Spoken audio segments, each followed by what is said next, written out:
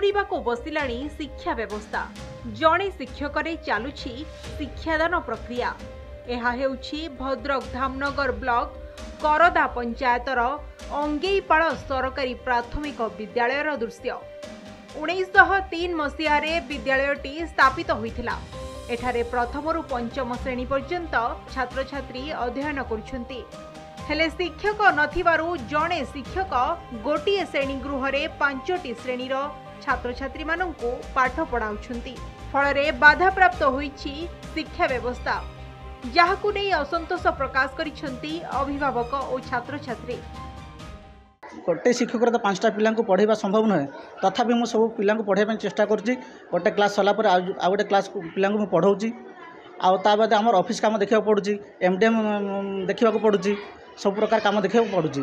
देखूँ आमर निहाती आउ गोटे आम शिक्षक दरकार, तेणु आमको शिक्षक देले आमर विद्यालय सुरक्षित चलो। मुझे प्रथम पंचम समस्त पढ़ाऊँ गोटे रूम रे, गोटे पढ़े आमको पढ़ाला बेलू आउ सब छुआ घो घा होती। आम भलसे पाठ पढ़ी पार्नु। सरकार को आम अनुरोध करम स्कूल को आउ गोटे शिक्षक देवाई।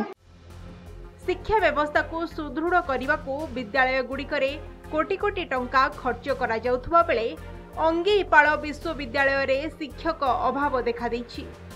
अंधार भितर को ठेली होई जाइछि कोमलमती पिलांक भविष्यत।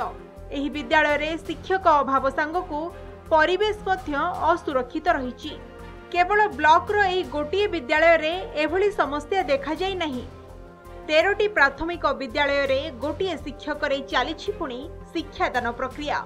सेपटे एही समस्यार खूब शीघ्र समाधान हेबो बोली कहिसंती धामनगर ब्लॉक दायित्व रे थिबा ब्लॉक शिक्षा अधिकारी। अन्यपटे एजाए ब्लॉक पई स्थायी बीओ मध्य नियुक्ति होई नाहंती।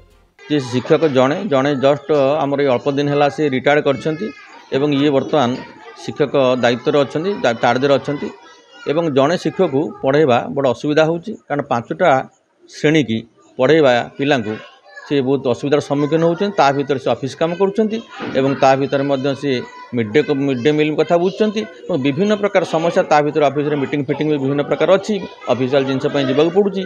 तेणु तथापि से आम देखुचु प्राय से छुट्टी नौ ना, छुट्टी प्राय नहीं पारना से आसिक स्कूल ठीक भाव में शिक्षादान कर चली। आउ जन शिक्षक दियंते ये ताल भल होता एवं स्कूलटा सुरखुरे चली पारंता। 13 जन शिक्षक जेहेतु सिंगल टीचर अच्छी आम बर्तमान से डीओ को नॉलेज को नहीं गवर्नमेंट बसुची ए गोटे ट्रांसफर हबार शुणा जाऊँगी। तो कन्फर्म आम हेनु आईटा को आम अपेक्षा कर टेम्पोरारी गोटे आरेंजमेंट करके 15 दिन कि मसिकिया देके आम मैनेज करने को चाहूँ।